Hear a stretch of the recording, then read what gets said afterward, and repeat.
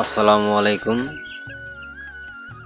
আমার ছোট্ট যে মুরগির ফার্মটি যে আছে, আলহামদুলিল্লাহ আজকে আমি একটা মুরগি ওয়েট করছিলাম, মুরগিটা 250 গ্রাম হয়েছে।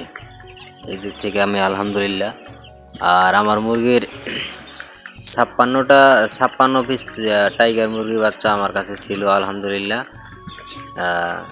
মুরগির বাচ্চাগুলো একটিও কোনো সমস্যা হয়নি বা কোনো মুরগি মারা যায়নি। এই দিক থেকেও আমি আলহামদুলিল্লাহ আল্লাহর কাছে শুকরিয়া আদায় করছি যে আল্লাহ তাআলা আমার মুরগি বাচ্চাগুলো এখনও আলহামদুলিল্লাহ সুস্থ আছে, কোনো সমস্যা নেই মুরগির আমার। আর মুরগিগুলো আসলে আমার প্রত্যেকটাই 250 গ্রামের উপরে ওয়েট আছে।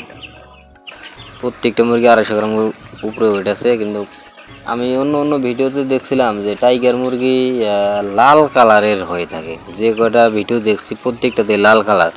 কিন্তু আমার এই মুরগিগুলো যে কোন জাত সেটা বলতে পারতেছি না। কিন্তু যখন আমি দ্বিতীয় ভ্যাকসিনটা করাই, তখন এক কোম্পানির লোক বলছিল যে আমার এই মুরগিগুলা খাসির বাচ্চা কিছু আছে, টাইগারের বাচ্চাও কিছু আছে। আমি তো মুরগি সম্পর্কে আমার ওটা কোনো অভিজ্ঞতা নাই।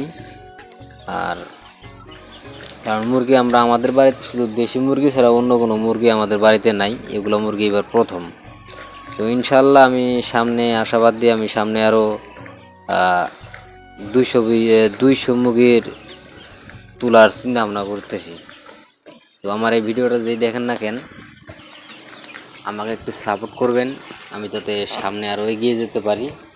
আর আমার যে ছোট্ট যে শখের ফার্মটি যে আছে, এই ফার্মটা আরও ভবিষ্যতে জানি আমার এগিয়ে যায়, আরও যাতে বড় হয়। সবাই একটু দোয়া করবেন যাতে আমার ফার্মটা যাতে বড় হয়।